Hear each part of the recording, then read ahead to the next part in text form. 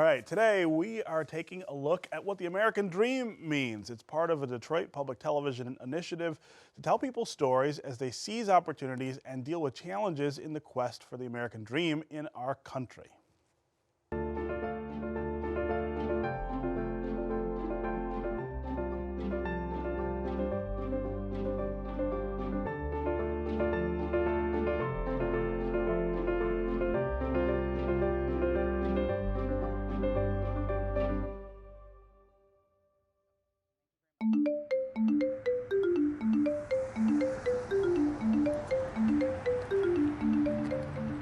Well, I can say that the American dream is just a pursuit of happiness. No matter what you have to go through, you gotta find a little piece of happiness, even in something that could be so dark or grim. You have to still have that inner light that pulls you through it. So that American dream is actually pushing forward to fulfill goals, never giving up. That's what the American dream is. Clock in, clock out, pay your bills, take care of your business. Love yourself and love each other.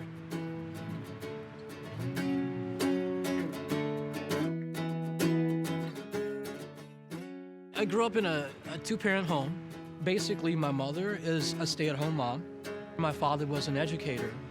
My father encouraged me to go into acting, as I wanted to from the beginning of it all. I went to the University of Michigan. My father died my freshman year in college. And it was very hard for me in college to get past that. I came back to Detroit to be there for my mother and my sister, to help them.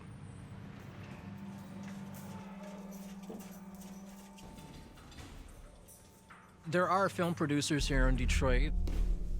They're local. There's a lot of talent, a lot of good directors that are around. Did you happen to save any of these so-called messages and letters? Every single one. I've worked with a couple of them, and they had me on board for a couple of, short films. Please, whatever it takes. They're pretty good. This is something that I love, definitely a dream that I have that I'm continuously pursuing. I'm in the circuit, but I need to do a lot more, actually. Being that I work 40 hours per week, I get casting notifications for like maybe a film shoot going on here or there. But at the time that these are going on, I'm working. Basically, I do customer service work and selling appliances, and it's not something that I want to see myself doing for the next 10, 15 years, but that's something to help me get by as of right now.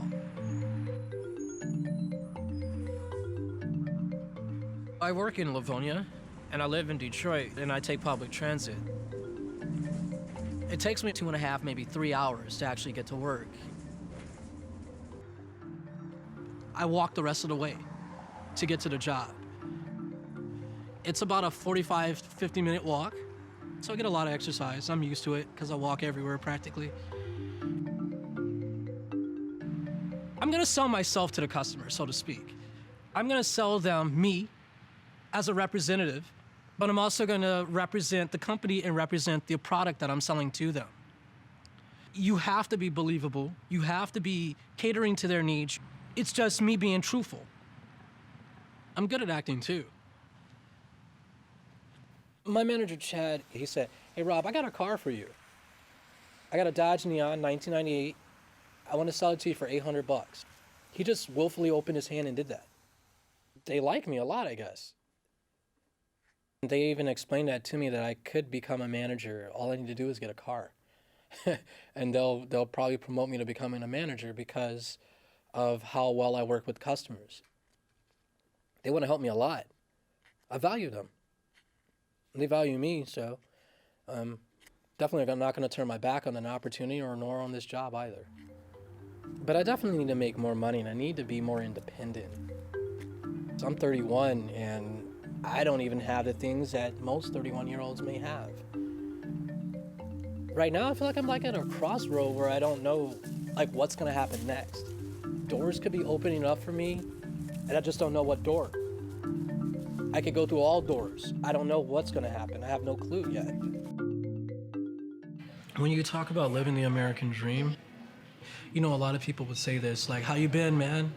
Living the dream, you know what I mean? And that means basically when you live in the dream, you're actually just living life, is what it is.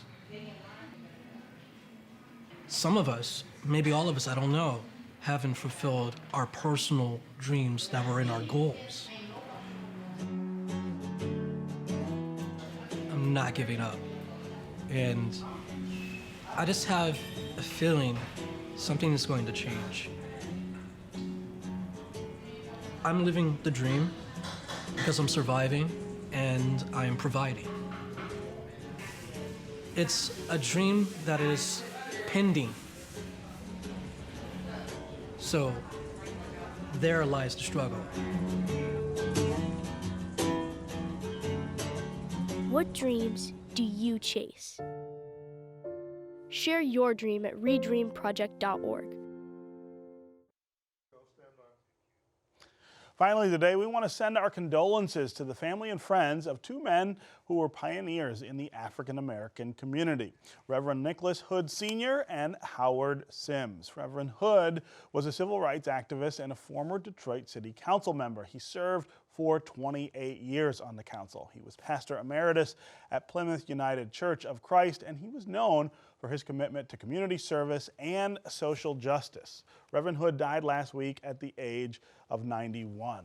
Sims was a noted architect who left his mark on many buildings in Detroit, including the Charles H. Wright Museum of African American History and the renovated Cobo Center. His company was the oldest minority-owned architectural firm in the state. Howard Sims was 82 years old.